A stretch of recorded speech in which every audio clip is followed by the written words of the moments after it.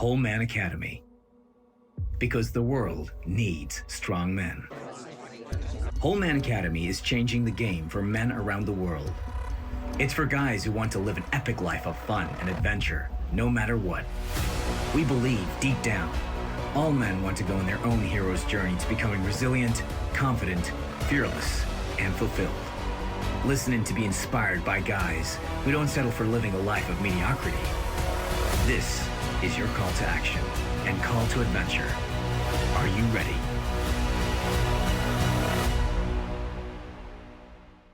Okay, so this is the Whole Man Academy podcast, episode 134. We're racing up towards 150, but today I've got a really special guest, Dr. Anthony Chaffee. I think all the way from Australia, but you're originally American, unless I'm mistaken. We're going to come into that. And the basis of today is basically about men's diets, men's health, optimizing. Because I know you're a specialist, let's say, in one subject, but I know you've got a shitload of knowledge and information about other stuff as well.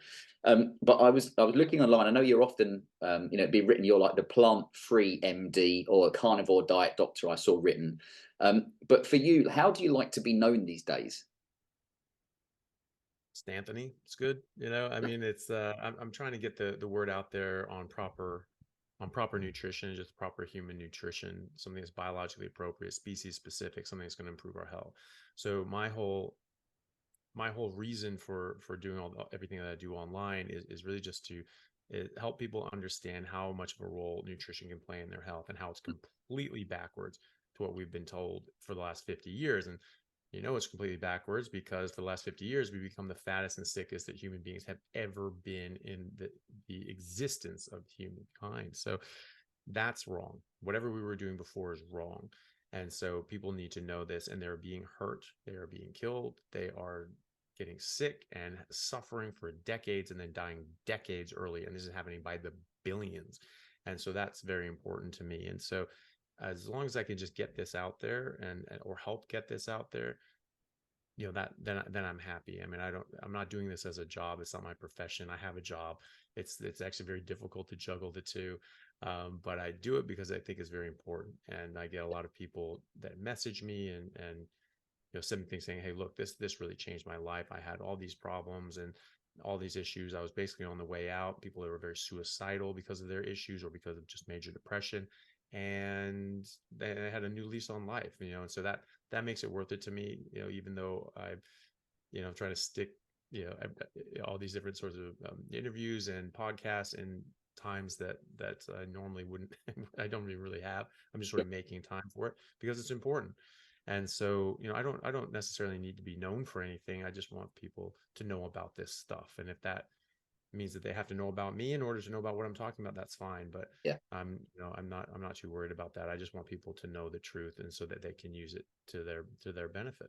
Yeah, and you've done really well with that. I mean, I think I was going to ask you funny at first. I know obviously we'll talk about meat, carnivore diet, etc., but also your relationship with like social media, because 20 years ago none of us grew up with any of this, and I'm 45 now, so I obviously didn't have all that around when I was young, probably thankfully, to be honest. But it is beneficial in one way because, of course, the bigger the following, you can get the message you want out. But I just wondered, what's your relationship like with social media? Because I know with what you're talking about, it triggers some people because obviously, I met something else that's like, everybody should be vegan. And I was like, why do you feel it's so important, like, to tell everybody that they should be it? Like, when she didn't actually have any benefits in her head, it was like, well, I saw this thing on Netflix and it said it was. And I was like, okay, but so I wonder what's your relationship been like with social media? Because it's a tool, but you're always going to get people saying you're wrong. I've seen this, this study or what have you. So how's it been for you? It's mostly a hate relationship. I can't stand it. It's such a time suck. It's it just takes you and even when you don't necessarily have something to do, there's so many messages, there's so many things, and you're just thinking, I need to check my message. And there's like 19 different apps, there's 19 different platforms you have to be on top. Oh, I should check this one and this one and this one. And you're just sort of like, there's so many things to check. There's so many different spinning plates that you have to keep an eye on, that even when you don't have anything to do and you could do something else, you're thinking, there's something I'm missing. There's something I'm missing. And so I find that it takes a lot of time that I really don't have, and that I would like to be spending on something else. But at the same time, it does get you a larger audience. It does let people find your stuff, and you can put it there and it stays there, at least for now, until they cancel you and take down all your life's work and get deplatformed. Yeah, and they just make you just an ex-human, and you just cease to exist on the planisphere. But it's it is very helpful in that. And so there are people out there that are quite obnoxious and quite rude, and just have, everyone's a keyboard warrior. It's very easy to get very get very strong worded when you're hiding behind a keyboard thousands of miles away. But if you actually have to talk to somebody and say that to their face, to a point that there could be a physical altercation, it actually brings about a measure of civility, where people aren't just running their mouth and cursing and this thing, because you might get popped. You might be somebody that's pissed off, and then just take your face off, or you're in a fight or something like that. People talk trash as if nothing was going to happen to them, and it's no more apparent than on the internet, and so obviously they're just, the people can be very vitriolic, whereas in person, well, maybe that's not a good idea. So, but that, I think, is the least of the messages that I come across. The majority is very positive. The majority are people who this has dramatically changed their life. This has dramatically improved things. And even like a lot of vegans that are just curious, they say, well, hold on a second, what about this? And they're having honest engagements. They disagree, or they don't, or they want to know more, but they're like, well, hold on, what about this? How can you say that? And we talk about it. I have a lot of time for those people. I've got all the time in the world for those people. And I spent a lot of time messaging with them and talking to them and saying, hey, well, this is the evidence, this is what it is. And a lot of times they go like, damn it, I didn't know all that, and maybe I'll give this a try. And then they try it, and this changed my life. Oh my God. The majority, and I would say the large majority of people that follow me online and follow me on YouTube and are now doing carnivore are former vegans. Really interesting. It's the same mindset. You're trying to optimize your health. You're trying to optimize your life. You're trying to do the right thing for the planet. And the motivations are all good. It's just that they've just been steered away. They've had people take advantage of those good motivations and steer them into the wrong direction. But when you show them the information, you show them the facts, then those same motivations lead them right over to carnivore. And so, the vast majority, I mean, at least 60% of people that I interact with that are carnivore now have at least tried plant-based or been an ardent vegan for years, and it destroyed their health. And so it's, you have to go plant-based, you have to go even more plant-based. There's one gentleman, he's in his early 30s, and he was vegan for a while, and he was getting health issues. So he's, you have to go raw vegan. That's really the way to go. So he got more health issues. Double down. Fruitarian. So more of the same that's going to make things better. And then he was raw fruitarian for a while, and he's just getting sicker and sicker and sicker, until finally he had such profound neurological dysfunction, probably from non-existent B12 and appropriate fatty acids and cholesterol, that he was bedbound. He was crippled. He couldn't walk. And so he's just in bed on his phone talking on all the vegan forums about how great veganism, this is going to pull me through, my diet's going to save me, and all this sort of stuff. And eventually his neurological function got so bad that his hand wouldn't work. He couldn't even text on his phone. And that's when it just clicked, and he said, my diet's killing me. And then he switched, and he just went boom, carnivore that next day, looked into a lot of things, and completely revitalized his life. He is not neurologically impaired anymore. He's walking around, he's going to the gym, sort of 6 months into it now. He was on dialysis. They destroyed his kidneys. This perfect, wonderful diet destroyed his kidneys. The vegan diet destroyed his kidneys. So he's on dialysis, at 33. That's horrible, and so. And it's like, what are the long-term effects of that as well, isn't it? Because it's like, what damage have you done that even if you start eating meat, you'll see benefit? But like, can those things negate the stuff you've already done? Yeah, I mean, to a certain extent. I mean, you can certainly gain back ground. I mean, he's walking again. He's moving. He's able to use his phone, so he's being more functional. He's much more healthy. He is making more urine. So his kidneys are starting to wake up. Will they be able to recover enough? that he won't need a kidney transplant. Only time will tell, but they are improving already. Yeah. And in direct contravention of all the people that say, oh, more protein, the worse for your kidneys. No, actually, the studies show that the more protein, the better your kidney function. Mm. And so things like that. So, people that have had, you know, serious medical issues, they go vegan and they just eventually it's just killing them. And they say, okay, this is wrong. I have to stop this.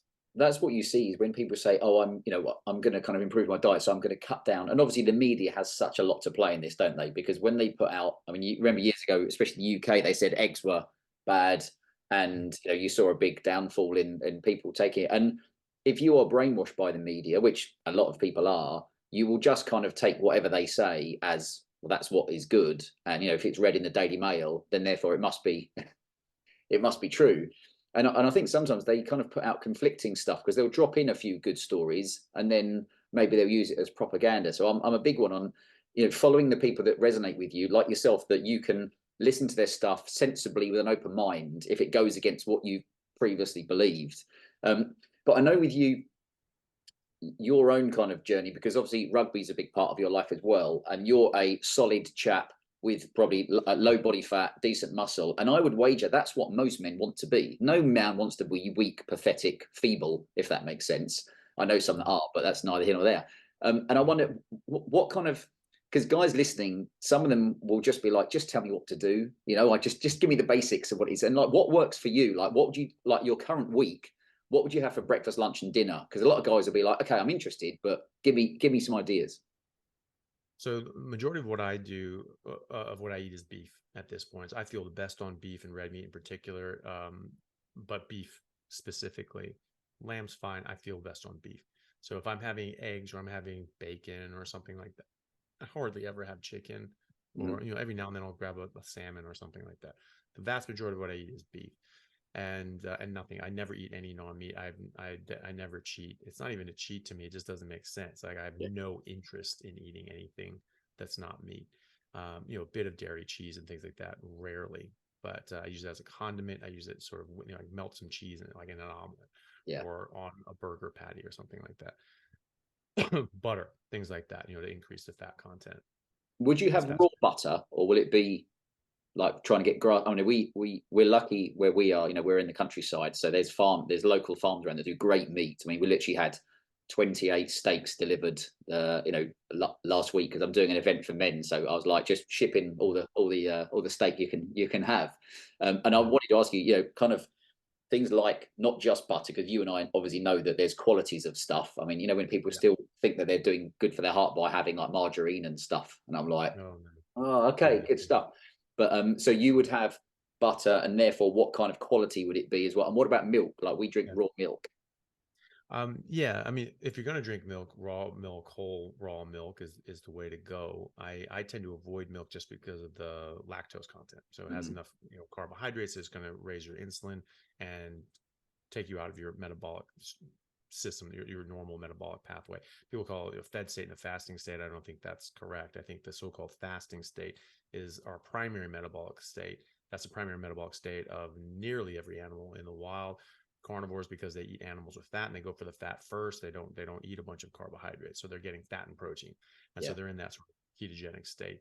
But also herbivores, because they eat, well, the ones that eat fiber. I mean, God knows what a hummingbird's metabolism looks like, or a bee.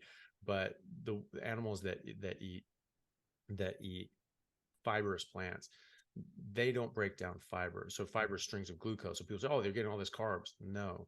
The bacteria in their guts, not even termites can break down cellulose. No animal can break down cellulose. It's the microbes and microorganisms in their gut that do that.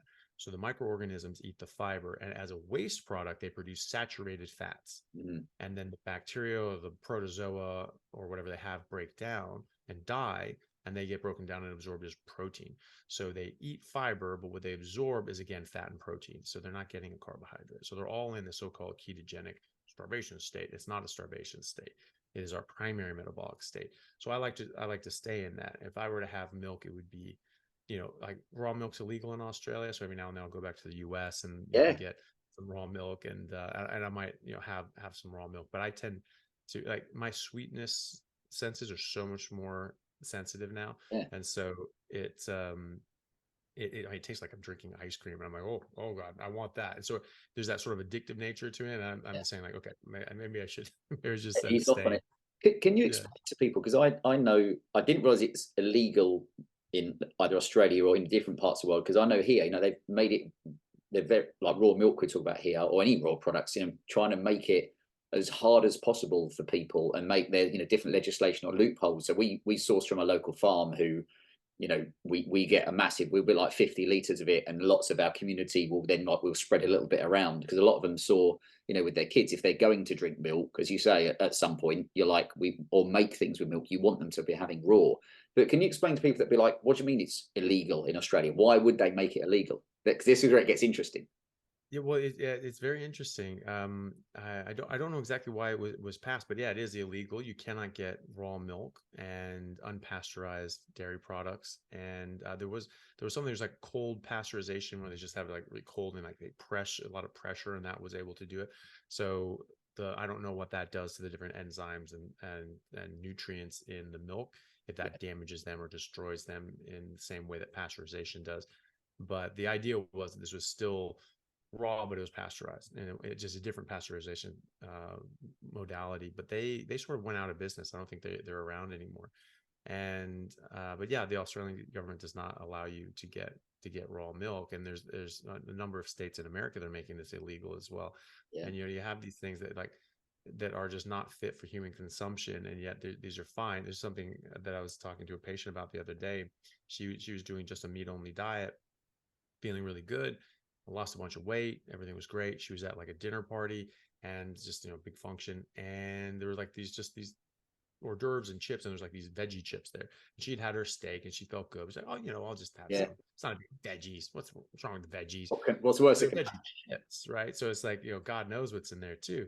And so she has a handful of these things, and she starts feeling very unwell, and she didn't really feel too good. She sat down for a while, was really feeling awful. Just told her husband, hey, we need to go.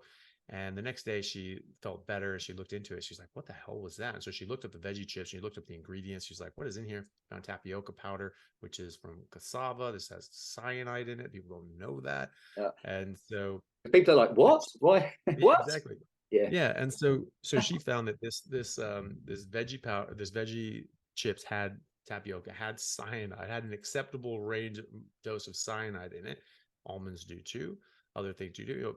Something like 750 million people around the world have cassava root, which is high in cyanide. That's their staple diet. That's the number one calorie source for 750 million people. Where would that come? Like, because I've never heard of that. Which countries would that be? So it'd be the tropics. Okay. So you can go to like Indonesia, and they'll have like chips, like potato. It's a root, and so it's like potato chips, but it's cassava chips. And so, and they'll just have this stuff there, and they're boiling it and doing like this. So you can treat it. There's bitter cassava and sweet cassava. Sweet cassava is low enough cyanide load that it won't kill you unless you have a ton of it. Bitter cassava can just kill you. And so if you don't prepare it properly, it can be a toxic dose, and cyanide directly damages the mitochondria, which is very important for disease and function. And so it directly damages it. So there's really no safe dose. It's doing some damage. Even low grade chronic exposure can cause neurological dysfunction and thyroid damage and organ damage around your body. And so the WHO says that you can have as much as like 10 milligrams. That's a safe dose. And I wouldn't really say any dose is a safe dose, but just keeping you safe. Well, it's a tolerable dose, right? Okay, well, you can tolerate this much if you're not doing it all that often, fine. But long term, you're still going to get neurological dysfunction. You're still going to get thyroid dysfunction. But the problem is that like with this tapioca flour that's in those chips, she took a look and found that other people around Australia were getting sick as well. And that was because there's like these batches had a lot more cyanide, and that had something like 160 milligrams of cyanide in the bag. And so she got 16 times the upper limit of what the WHO said was safe. And that made her feel quite unwell. And where does it say on that bag that you can only have this amount, and that's your maximum dose of cyanide that day? It doesn't say that anywhere. These are known limits, and the WHO talks about this, but they don't actually put, well, yeah, you can have this much or whatever. But then if it is contained in a food, no one's supposed to put that on there. And with almonds, say like, this is how many almonds you can take until it's unsafe, an unsafe amount of cyanide. No one even knows that there's cyanide in almonds. Yeah. No one knows that there's Don't cyanide see that on the in packet. It's definitely not on the packet, so it's like this is like, if you had ever had a packet that said, only 1 packet per person per day, or or you'll exceed your maximum limit for cyanide. I mean, no one's going to buy that. And of course, and of course, Not a good marketing ploy.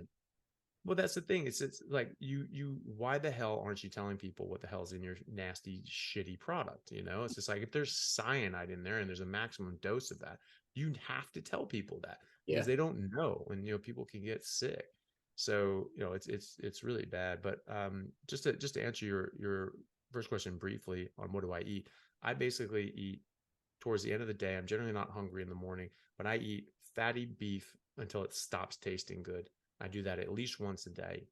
And then if I'm working out, I'm more active, I'll do that twice a day sometimes. And I eat intuitively. So it's not that the amount of food you eat doesn't matter. And I don't use the word calories, because I don't think that's a good model on nutrition. Calories are heat energy. They don't weigh anything. Heat doesn't weigh anything. If you go into a sauna, you don't come out weighing 30 pounds heavier, when your body temperature goes up. So that's not a good model. But the amount of food you eat, of course it matters, but you don't have to count your macros. You don't have to count your micros. You don't have to calculate this thing externally, because your body does it for you. If you're eating what you're designed to eat, if you're eating the food that your species is designed to eat, then you can listen to your internal signals, which is satiety and hunger. They're very different once you get rid of carbohydrates, because carbohydrates and insulin derange your hunger signals and make you overeat. But koalas don't need a calculator to figure out their macros. Cows don't have a trainer saying, no, that's enough. They're not on their app. Yeah, exactly. They're not on an app. So animals in the wild, including humans, know somehow exactly when to start and when to stop eating. And you don't have obesity problems. You don't have chronic disease problems. You don't have diabetes unless they're eating the things that they're not supposed to eat, like dogs and cats, or irresponsible zoos that cheap out on the food given to their animals. So the same thing goes for us. So if you're eating what you're designed to eat, then your body's going to work the way it's designed to work, and you're going to get these satiety signals the way that they're supposed to be. And so if you eat intuitively, if you're eating fatty meat and you keep eating, and if it tastes good, you're getting a positive signal. Your body's saying, that's good, keep doing that. But you actually get negative feedback. Every bite you take tastes less good and less good, until finally it doesn't taste good at all. And you just take a bite and go, I don't really want to keep eating. You can force feed yourself past that, and that can be a problem. But it's hard. It's very hard to overeat on a carnivore diet. It's really easy to undereat, because because you feel satisfied. When people say like, well, I don't need to eat, because that's what we're used to doing. You have to stop when you hit that point, or else you'll get fat. You don't want to overeat. But you'll always sort of feel that way on a carnivore diet, because you're not, the comparison, the comparison between like when you were eating carbohydrates and sugar and how you are now is very different. So you're chronically feeling starving because you're getting these starvation signals. Now you're not getting that. It's very subtle. And so it actually always feels like you're satiated when you were eating carbohydrates. So it's very easy to undereat. So you have to eat enough. You want to eat enough until it stops tasting good. And I saw one person say, hey, it's been 6 months and I think I'm going to stop doing carnivore, because like, I didn't really lose all that much weight, and that doesn't always happen right away. Sometimes it can take longer than that. But also people say, oh, well, I was chronic. I was constantly hungry. I never felt like I had enough. Right. So you weren't eating enough. Just eat more. Simple. Yeah, exactly. And so the thing is, if you undereat, you'll suppress your metabolism. So, you'll lose weight initially, and then it'll sort of level off. And then your body says, okay, there's not much coming in, less is going out. Your body's very fiscally responsible. If you get your hours cut at work, the last thing you want to do is start blowing out the credit cards and blowing out your savings account, right? And so, what it does is you just trim sales and survive and say, hey, less is coming in, less is going out. And then when you get your hours back at the work, you say, oh, no, we're going to save this now. And so your metabolism stays down. So people get very frustrated. They go back to eating. They're not getting the results they want. They go back to eating and they slam up. That's what yo-yo diets. So you lose some and then you gain back more than you lost. And that's because you suppressed your metabolism. On a carnivore diet, you want to encourage your metabolism. So this person was under eating, almost certainly. If sometimes when people eat more, that's when their body says, oh, hey, look, we're not in a famine. We Mm. don't need to hold on to this stuff. Or, And so yeah. actually we'll just start using it. And you see that the fat start dropping off of them at that point. And so you want to encourage your metabolism. You want to eat enough. You want to let your body know that you're not in metabolism. Your hours are not cut at work. You're only getting promotions. Everything's great. And so it's just like, okay, look, we don't need to, sit on this nest egg as much as we did before. I also think And that's so, where yeah, it's good so to hear that's the you say thing. about eating more, because you'll often have people think that that means that you're just eating little snippets of meat. But again, it's like I wonder, bring back to it's primarily men. The Whole Man Academy is all about helping men, and I wonder, with the benefits maybe for men specifically, obviously you've got issues with testosterone depleting over the years, naturally for men, but also like you look at the historical testosterone levels of men has gone down considerably, and I think there's not much made of it, but that's a significant impact maybe of the men in the world. If they have less testosterone, you may say they're slightly less likely to fight back if things happened that they needed to, if that makes sense. And I just wanted for you, I know we want to talk about hair loss briefly as well, because I know there's lots of kind of benefits, but talking about testosterone and hair loss as two of the benefits that you see for men of kind of, a carnivore diet. Yeah, well, I mean, certainly for testosterone and hair loss as well. I mean, hair loss can be, depending on when you get it. Sometimes it's not that typical androgenic male pattern, but it may be in that pattern, but it's not specifically just from testosterone or specifically the dihydrotestosterone, which testosterone turns into dihydrotestosterone, which is the more active form of testosterone, and that can damage hair follicles. That can happen. But a lot of times, if you're losing your hair before you're 40 or 50, it's probably more to do with insulin resistance and having high insulin, eating a lot of carbs, eating sugar. Your insulin's going up, and that is causing problems throughout your body, and it can actually disrupt your hormones as well, and it can cause different problems, hormonal problems, fertility problems, especially in women. The women and men make testosterone first, and that's converted into estrogen. And high insulin levels block the conversion of testosterone into estrogen in the ovaries. It does sort of the opposite for men. It doesn't. We end up having less testosterone in men and more testosterone in women. Basically, just deranges things. It just flips things around. And so women can develop polycystic ovarian syndrome, which is the leading cause of infertility in women. And so they're having too much testosterone, not enough estrogen, and they get infertile. And for men as well, it can drop your testosterone. All these other things can drop your testosterone as well. So, and your growth hormone. So insulin will block the secretion and the action of growth hormone. And so you make less growth hormone at the pituitary, and it's less active throughout your body. And so that's a major problem for health in general. Growth hormone is, obviously we hear of it as a substance of abuse that bodybuilders and things like that take, but it is one of the more important hormones in the body. It helps your tissues rebuild and regrow and maintain themselves. Otherwise, they're just sort of breaking down. And if the breakdown process exceeds that of the rebuilding process, you age, and so if you, that's, part of it anyway. And so if your growth hormone level is too low, that's going to accelerate that process. And so, you look at progeria, they have, very, very serious problems. There's precocious aging, and they look like they're 70, by the time they're 10, it's pretty nasty. And so these are these different sort of processes, but I see all the time in my practice, I normally work in neurosurgery, but I also have a side practice in functional medicine, preventative medicine. And I cannot tell you how many men have put on like a carnivore diet or even just like ketogenic diets, but mostly carnivore diets, and it just dramatically changes their health and also their testosterone levels. I have 60, 70-year-old men that double or even triple their testosterone levels, and come in, like, so They feel totally different. Totally different. And this is with no hormone replacement therapy. Anything is purely dietary, right? And maybe some zinc and some supplements, B12, things like that they're deficient in because their diet has been deficient. But once you sort of correct these things, and then they're on a proper diet, they don't need to keep taking supplements. And so a few months later, he comes in and he's just bouncing off the wall. He's like, I feel amazing. I feel like a teenager again. To have all this energy. He's a 72-year-old man, and I have patients in their 20s or late teens that have the testosterone that you'd expect to see in a 90-year-old man. I mean, literally this 20-year-old kid had probably, I would say, a sixth of the testosterone level of this 72-year-old man after he had been on carnivore for a while, and wasn't feeling great, wasn't able to put on muscle at the gym, wasn't having, wasn't happy in general, and he wasn't really as compliant with the carnivore diet and all these different sorts of things, but he mostly was. He was eating a lot more meat. He's eating a lot less junk. He's improving at just least. that. Yeah, just getting rid of the junk and eating a lot more meat, and mostly just eating meat. He over doubled his testosterone in like 6-8 weeks. Yeah, it was dramatic, and he was just like super happy. So I was like, okay, yeah, all right, I can get behind yeah, this. I get this now. Yeah, seriously.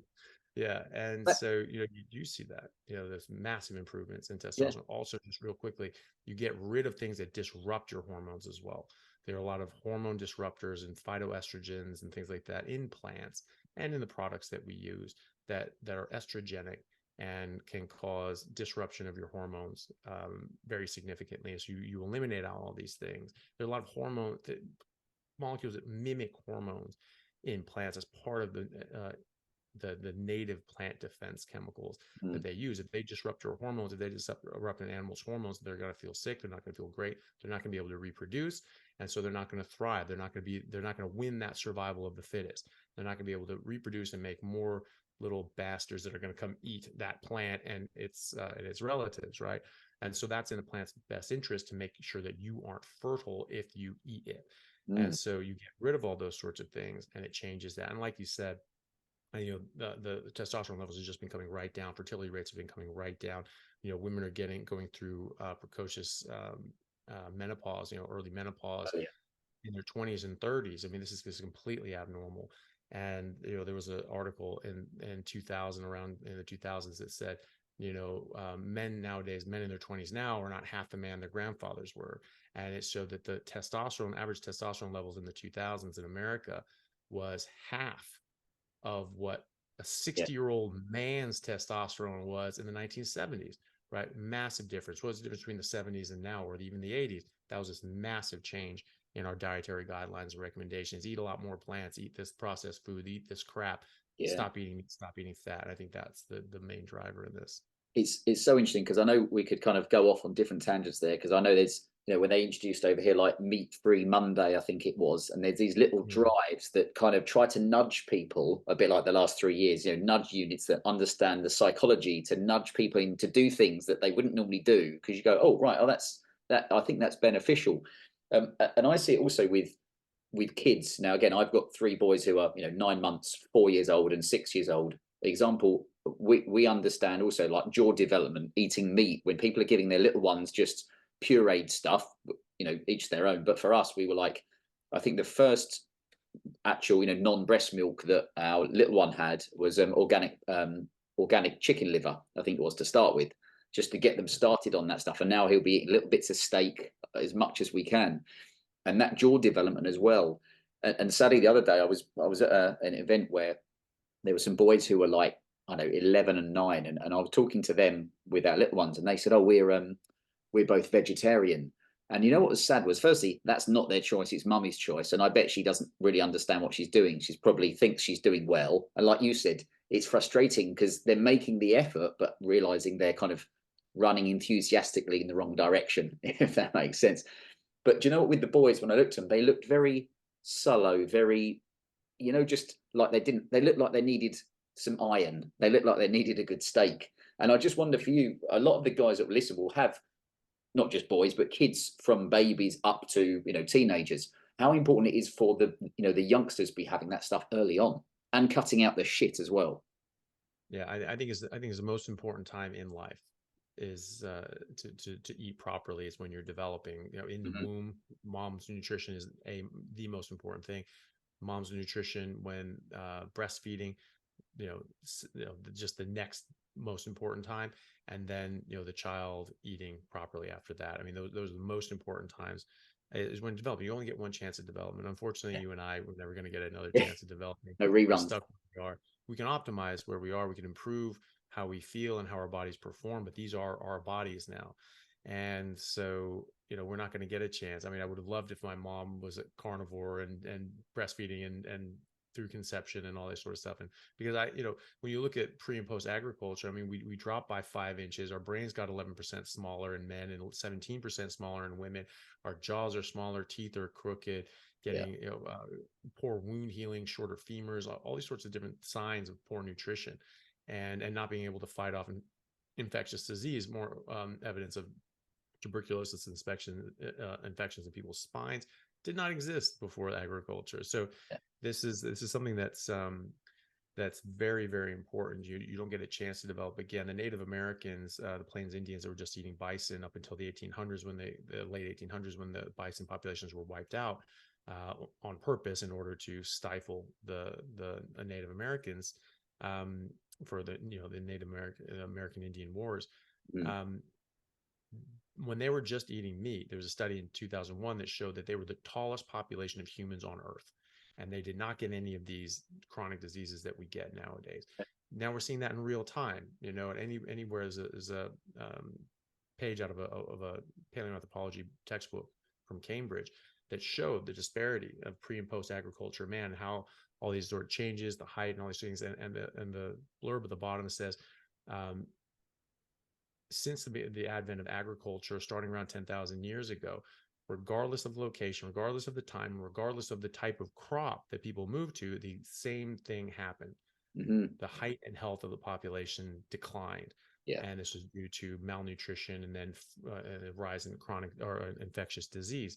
And so we're seeing that in real time with the Native Americans, with the Native Australians. Native Americans, when just eating meat, the tallest human beings on Earth, bigger brains, better jaws, no teeth deformities and crooked teeth and cavities.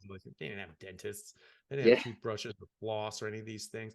And what animal in nature does, and they all have their teeth, because you lose your teeth, you lose your life. That's all there is to it. You can't eat, you can't live. And so you had to be able to do that naturally with your normal oral biome. If we're just getting cavities and our teeth are rotting, that means you're eating the wrong thing and you're not going to survive. This is not good. And so we saw this in real time with the Native Americans. We're seeing it right now, where they were the tallest human beings on Earth, and now they are not. And they have 4 times the amount of chronic disease that the rest of America has. So, but that's the thing, when we have that clear disparity, when you're feeding a child what it's supposed to eat, it will grow taller. It will grow stronger. They'll have better bodies. They'll have better brains. They'll be larger brains, and they will work better as well. So it is so important. I mean, if you look at every single mammal on Earth, there's a very specific pattern. They drink their mother's milk. They get weaned onto what the mother's eating, and they eat that for the rest of their life. And they teach their kids how to eat it. That is what happens. And so when people say, well, in the early age, maybe you should have the mushed peas and carrots, because that was the staple diet in the last ice age, right?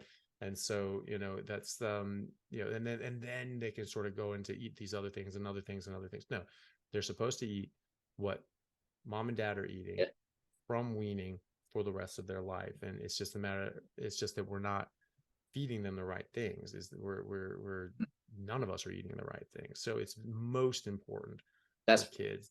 That's why it's funny when you tell people, they'll ask you about like your babies and ask, what did they eat? And you'll be like, oh, the first thing had was, organic liver or, or just beef or what have you. And because they're like, but, what about all the mushy stuff? And you're like, listen, the quicker you get them also like holding their own stuff and eating themselves, they can kind of, instead of you poking it in all the time, sometimes out, you see them kind of push it away after a while. Okay, he's full now. It's not that he's got to finish something. So I think this is really, it's interesting, because I've learned so much about it over the years that what I thought I knew was total bollocks, basically, absolute rubbish, because I just didn't look at alternative stuff. And then the more you realize, I was saying now, everything is wrong, from the mainstream generally with health, like, seems to be so inverted, but it's like a triggering subject. And I've noticed in the last 3 years, COVID, masks, vaccines, massively triggering subject for people, meat eating, etc., etc. And circumcision is another one of those that you don't hear about it spoken much, but I always find it interesting, again, with a high, percentage of male audience. I just wonder what your take was on that. For some people, it's you just do it, you don't question. Other people think it's highly barbaric. So I just wonder where your take on that is. Well, I certainly don't think it's necessary. I mean, if people want to do it for religious reasons or personal reasons, I mean, they're welcome to. I don't think that they should do it because it provides any health benefits, because it doesn't. Mm. That was that was dogma pushed out by actually Dr. John Harvey Kellogg, who he and his brother made Kellogg cereals. He was a Seventh-day Adventist church member. Seventh-day Adventist church are religiously anti-meat. This is why he made the processed food companies. An industry was to make plant-based alternatives, because they thought that meat caused lustful feelings and lust was a sin, therefore meat was a sin. And this was all wrapped up in the temperance movement, where any sort of masturbation or fornication was deemed to be just the epitome of evil. And so one of the prophetesses in the Seventh-day Adventist Church was a lady named Ellen G. White. She wrote dozens of books. He was her typesetter as a little 12-year-old boy in the 1800s. And she wrote a book called A Solemn Appeal to Mothers. And in that book, it says, if your child masturbates even once, it is like putting a gun to their breast and pulling the trigger. They are dead in that instant. And so they took this very seriously, and he took this very seriously. This was the prophetess saying this. And he's like, oh my God, this is the word of God coming down. So this was really ingrained in him. He ended up growing up, going to medical school, becoming Dr. Kellogg's, was head of the Battle Creek Sanitarium in Michigan, was an extraordinarily famous doctor in America. Presidents would go to him. Rockefeller would go to him. Henry Ford would go to him. Carnegie would go to him. I don't know if you know a gentleman named Will Durant, but he was a very famous historian, classicist. My father was actually friends with his grandson. They went to Pomona together, and he met him once. But I remember reading a passage from a speech of his, and that he gave, a century ago maybe, and in it he said, well, there's these two sort of factions, and these people believe this, and these guys believe this, but Dr. Kellogg's goes with this, and you really can't go wrong with Dr. Kellogg's. I was like, whoa, okay, I had no idea that this guy was that influential, but then I learned more, and he was very influential. He was obsessed with people having sex and with people having masturbating. It's just he was married for something like 60 years. He never had sex with his wife. They adopted all of their kids. I mean, they just broke this poor young man's mind. He was clearly a very smart person. He wouldn't have been as influential as he was if he didn't have something going for him. But he would treat, quote unquote, masturbation with plant-based diets, vegan diets, putting them on cornflakes and things like that, and multiple enemas a day. He would give himself high power. He invented a machine to give himself an enema that had like pump in like 60 liters of water in and out in like less than a minute. So he wouldn't have sex with his wife, but he gave himself 2 high-powered enemas a day. So you draw your own conclusions. But he was obsessed with his idea of masturbation, and so he would treat this way. Parents would bring their kids in, they would have a masturbation problem or whatever, and he would circumcise them, boys and girls, without anesthetic, or he'd use caustic materials like acids to burn and scar the clitorises of young girls in order to make it painful, to make that a painful association. Hey, you did this and now you're going to suffer for it. And the old fire and brimstone idea of religion coming through, and then they would be painful and uncomfortable, and they wouldn't want to do that anymore. That was his idea of treating this. So he would cut off the foreskins of boys without anesthetic, right? Absolutely. That is barbaric. That's sick. And in order to punish them, in order to make it painful, in order to have it hard for them to do this in the future. And that was why. So he convinced the medical establishment, he convinced America that it was actually a hygiene issue, that boys and men that didn't have circumcised foreskins, that this would be dirty, and they could get other problems. It's true insofar as you are just a vagrant and just don't wash yourself. There are higher rates of penile cancer, which is fucking, this is completely non-existent anyway, outside of like HPV and things like that. And that was not a thing back then. So triple a minuscule number is still a minuscule number. And, I honestly don't know how accurate that is too, because we've had uncircumcised penises forever, this is just our natural anatomy. But either way, even then, even if you were to believe that, which I'm skeptical of, if you just wash yourself, just normal hygiene, no difference, absolutely no difference. So, it's not a cleanliness issue. It's not a hygiene issue. It's not a health issue, but that's what he said. And you still hear people say, no, it's about hygiene. No, it's not. That was Kellogg's, propaganda in the first place. Yeah, He more tried propaganda. yeah, exactly. And he tried to get this passed through for women as well. He tried to convince the medical establishment that it was a better health, but I don't know what his arguments were, but he tried to convince them that we should circumcise young girls too, and cut all their clitorises off as babies. And it's just like truly sick sort of stuff. So, Very warped people want to do that. Sorry? Very warped people. Very. If they were alive these days, you'd want their hard drive checking, wouldn't you? Yeah. It's like, yeah, exactly. Well, that was the thing, in the 1800s and during the temperance movement, it was part of that understanding that if you ate a bland plant-based diet, that this would suppress your sexual urges. What's it doing? It's suppressing your hormones. It's suppressing your health. You're making you unhealthy and unfertile, and your body's saying, look, you're not healthy enough to have kids. So we're just going to shut down your sex drive. And you see animals, when they're unhealthy, they lose their interest in mating. And that's a clear sign that they're unhealthy. And so we were doing that to ourselves intentionally, because of course, lust is a sin, and sex is a sin, and masturbation is a sin. No, it's how we exist, it's through reproduction. And so that's I mean, from the early 1800s, possibly even beyond, where you want to suppress your sexual urges by eating a plant-based diet. Sylvester Graham, who invented graham crackers in like the 1850s, he again was saying this as well. Ellen G. White was very interested in his sort of teachings and things like that. And then so like the clever person she was, she realized that if she codified this in religion and say that God said it, this was a commandment, people were going to sit up and take notice. For basically a century or so, people have been sort of playing around, but it had to be them. Well, I want to suppress my sexual urges, so I will do this. No, she's like, God said it. Yeah. And so whether she feels she had an actual vision or not, that's what she did. But she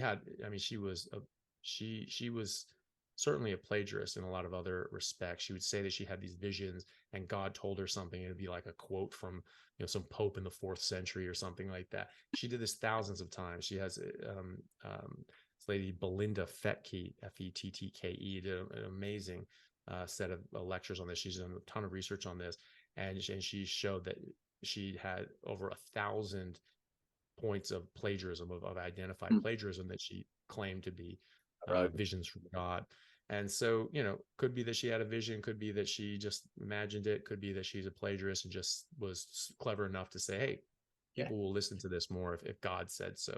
Either way, that was the origin. And so in America, that's why far more men in America are circumcised than pretty much anywhere else. And we think, well, that's the normal thing. No, it's not the normal thing. If you want to do that and you think that's the right thing to do, you go for it. But that's the origins. If it's a religious thing, fine, but those are the origins of the American circumcision practice, was that this was supposed to be a health issue. It is not a health issue. The WHO, I don't know why, but they had this, God, how long was it? It was awful. It was like 63 pages. And it was all about how it's better if you circumcise, and helps with different health issues and STDs and transmission and things like that. That was a conclusion. That's what it said. That was the title. Most people just stop right there. Yeah, they don't read that. I read it. I thought it was bullshit. And so I actually read this damn thing. And anytime these places, especially the WHO, if they have it up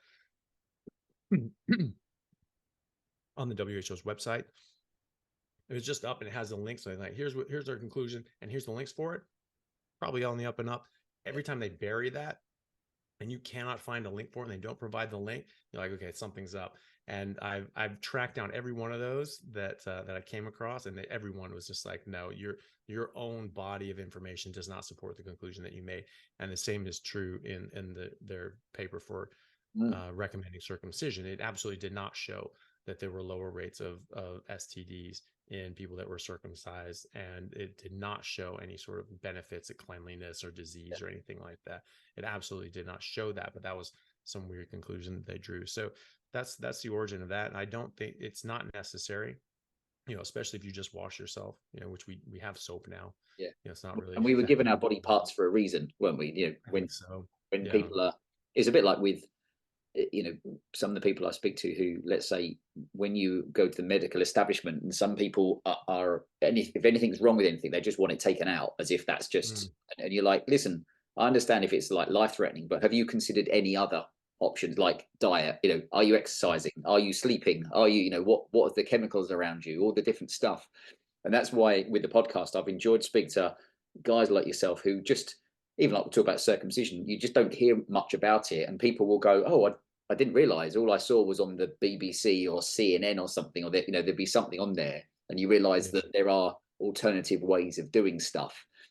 Which kind of leads me on to the last two questions, really. I know we've got time is of the essence, but we would talk about body products, and I find it interesting now when I think back to, you know, I've been trying to use healthier, more natural products over the years, but when I think back in the old days, you know, you just, whatever was in the supermarket for a deodorant, for like a face moisturizer, and you realize it was oil based, and you know the crap that it had in it. Women with hairspray, you know, all the different products that generally I don't think you need nearly any of them.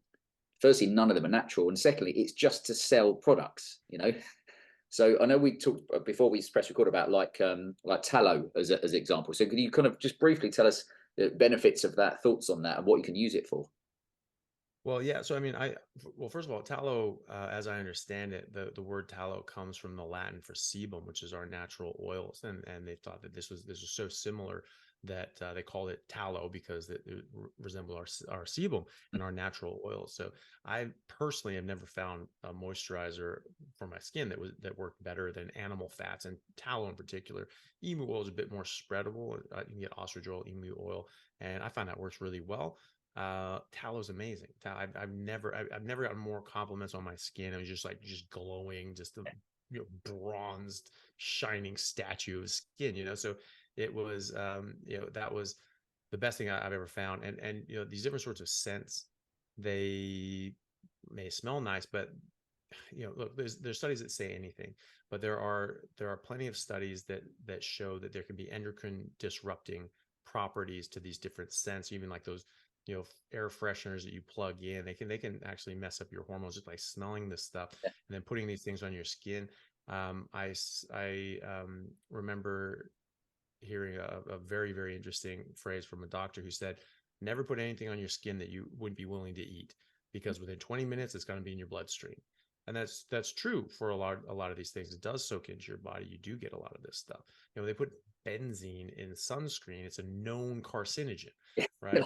You're trying to protect against skin cancer by putting on a known carcinogen onto your skin, or even vitamin E. That was taught to me by my I don't have a reference for this. This was just from a class, but our professor of dermatology said that, you know, never use a skincare product like a sun product that has vitamin E in it before you go in the sun, because the UV lights mutate the vitamin E, change it, and actually becomes very carcinogenic. So you increase your risk of skin cancer by 20-fold by putting vitamin E oil on your skin.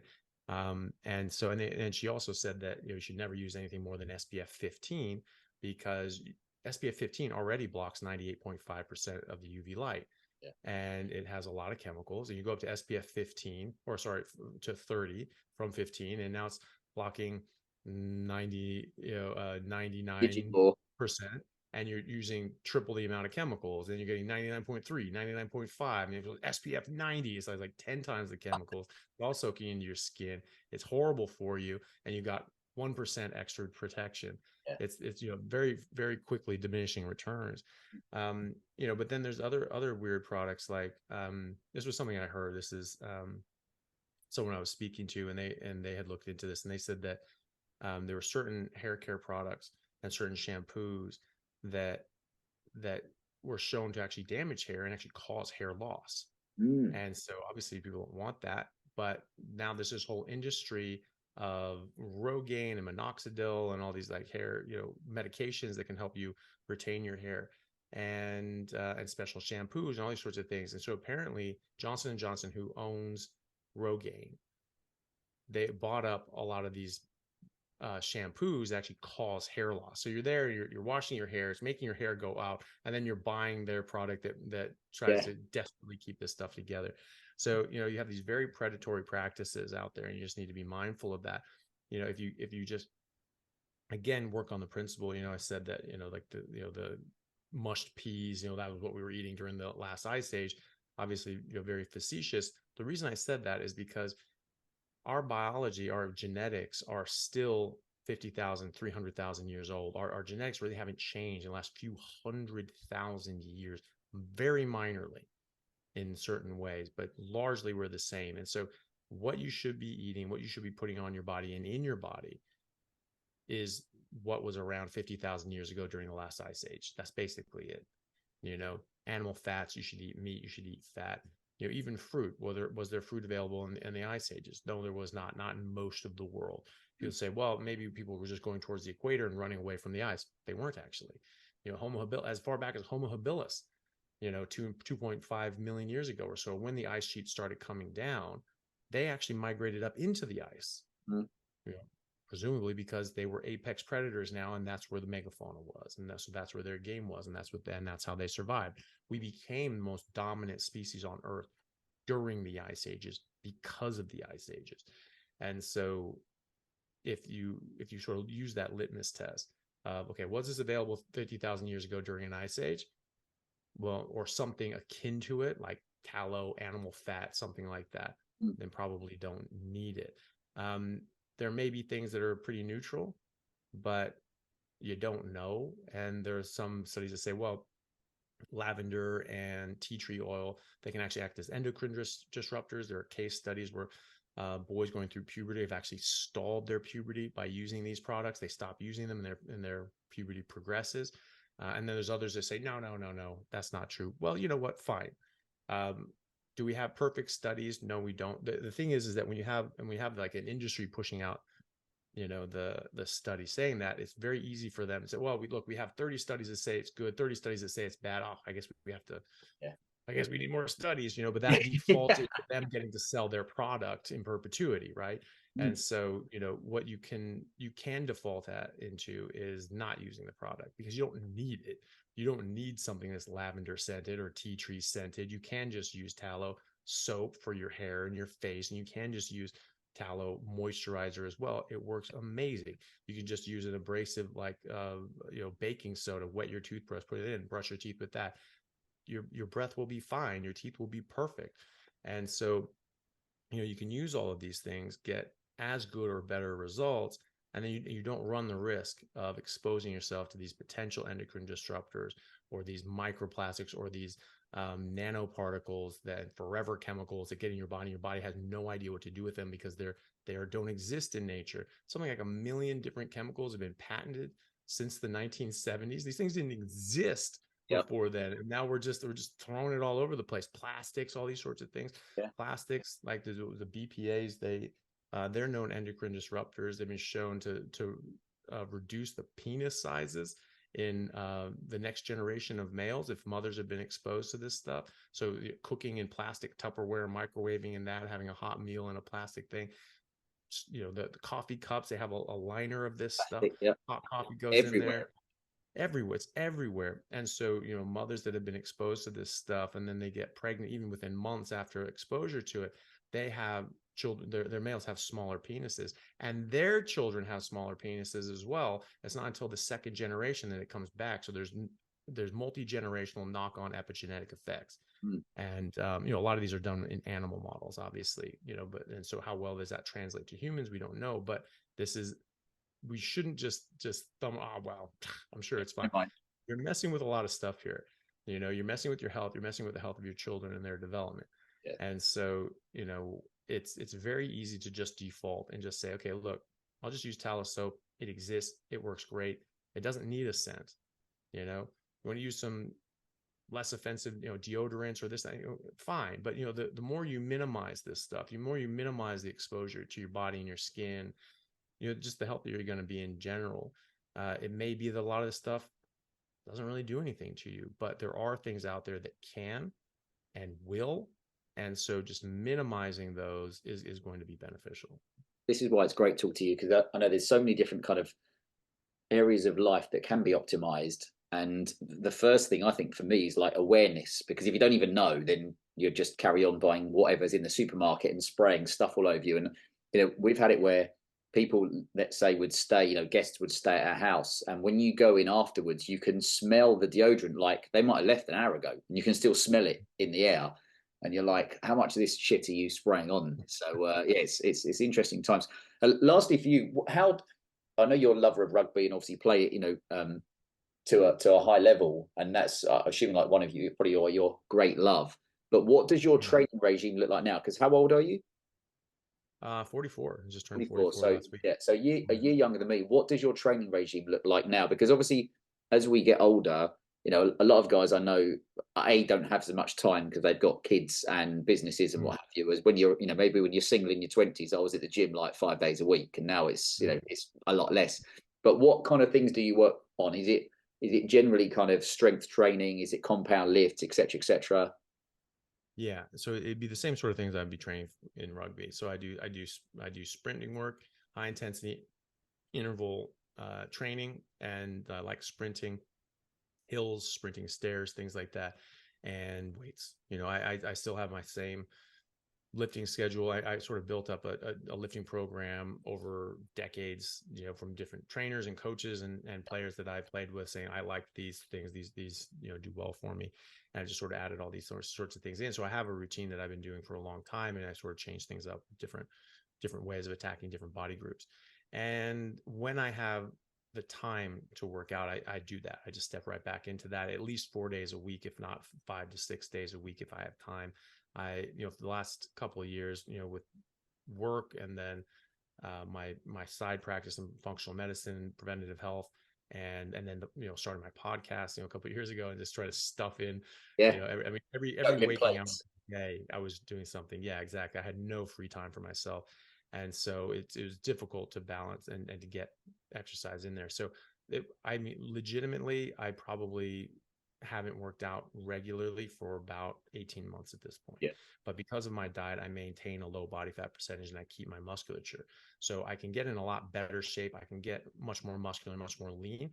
But I generally stay below 10% body fat without exercising at all. yeah, And I never get out of shape. I can get in better shape, but I never get out of shape. So this is like the worst I ever get. So this is me out of shape.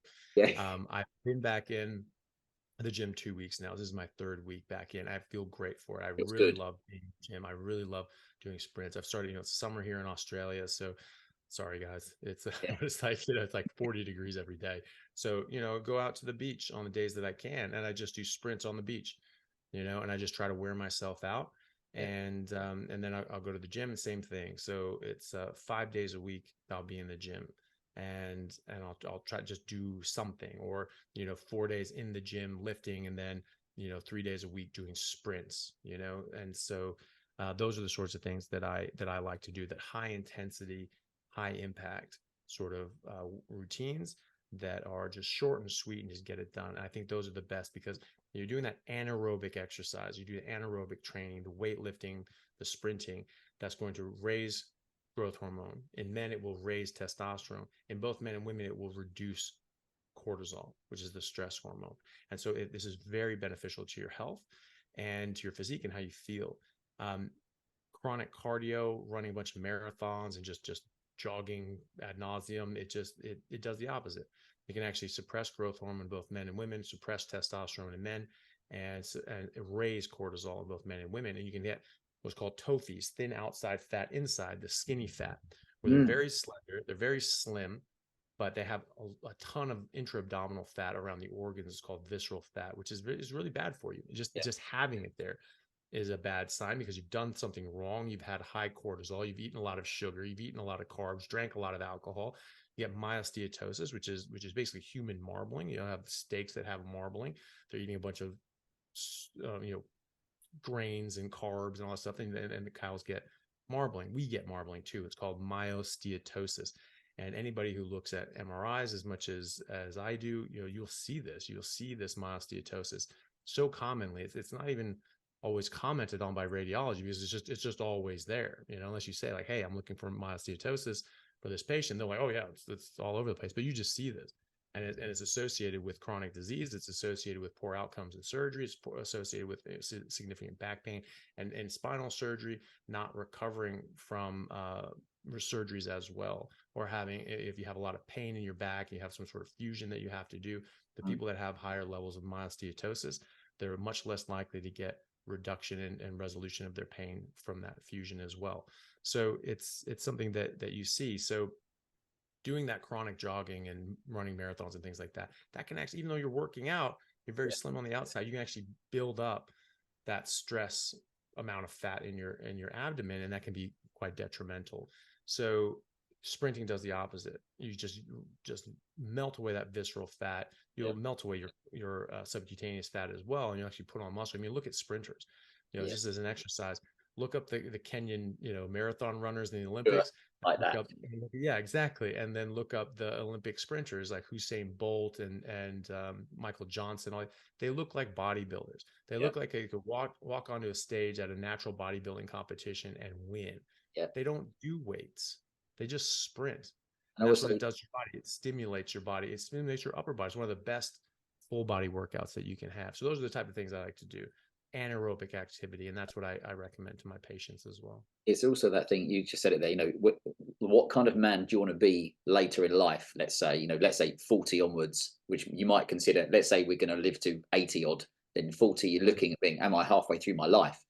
And do you want to be that guy that has got broad shoulders and a bit of muscle and can pick his grandkids up as he gets older and still do weights, or are you going to be the guy that's wizened and hunched over? And like it or not, but who do women want to sleep with? And I said this on a podcast interview I was on a while ago, and had several guys message me being like, fucking hell, you're right. Like, sometimes you need someone else to remind you of it's not just you that's looking at you in the mirror, if that makes sense. It's, especially if you're a single guy, if you're either fat or you're skinny, or you can be, have a muscular frame, which one do you think the average woman who's probably, the V formation is inbuilt in her as someone that can protect the woman and father a child and etc. So it's like, look, whatever it is that gets you to the gym, lift some weights and stuff like that, it gets you going. But well, I think I've really enjoyed today, because when I was looking at your stuff, I knew there's so much more than just the meat eating that is part of your knowledge. So I love that, and I think having that big platform, I think is it YouTube? You've got like 250,000 subscribers or something like that, which I think is fantastic. It gives you that, like you said, that opportunity to give your views, and some people are going to disagree, and some people will throw other studies around. You're like, great, you do you, but the people that resonate with it, you come and I'll help you basically. So I appreciate your time. And what do you do after this? So do you do like a day of interviews, or is it all spread around? It is all spread around. I work pretty much 6 days a week, and so I have to pack in interviews and consultations, and I don't. That's not like my job or a business or anything like that, doing online consultations, but I sort of do it as like a service. So some people just need extra help. I try to make everything available for free. I'm not doing this for money. It does earn revenue. So, I'm not going to pretend that it doesn't, but, and as the channel gets bigger, it does. And that's nice. It's nice to have a second stream of income, but that's not why I do it. And it's certainly not my main source of income. And neither are the consultations, but I try to make everything available for free. I just want people to know about this. I don't want it just for people that can access and can pay for it to know about it. It should just be common knowledge. Everyone should know that humans are designed to eat meat and not designed to eat plants, and that can actually harm them if they get that turned around. And so I make everything available for free, but there's some people that just have special issues that they need to sort of talk to somebody about it and so to see how this works in the context of their life. And so I sort of do those after work. And so I'm generally working, from the morning until, 10 or 11 at night, every night, with interviews and consultations. And then if I, on the odd day I do have a day off, it's generally just full of interviews and things like that. So, I know the feeling only after 134 episodes of the podcast, and I've interviewed guys all across the world. So sometimes it's different time zones, and they'll be like, look, I can only do 10 o'clock at night. And I'm like, cool. Like, if it's someone I really want to speak to and I think they've got impactful information, I'm like, I'll stay up and do that. So I think it's good to connect with other men that are trying to make a difference in one way or another. But I appreciate your time, and maybe I know there'll be more stuff that I'd like to talk about. So maybe in round 2 might be in a year's time or something like that, if we haven't gone through the apocalypse or something like that. And bring you back on at some point, if you wouldn't mind. That would be great. Yeah, look forward to it. Perfect. I appreciate your time, Anthony. Not a problem. Thank you for Cheers. having me. Thanks for listening. Remember to sign up to our game-changing weekly e-letter that's read by men around the world. Sign up at wholemanacademy.com/movement. Until next time.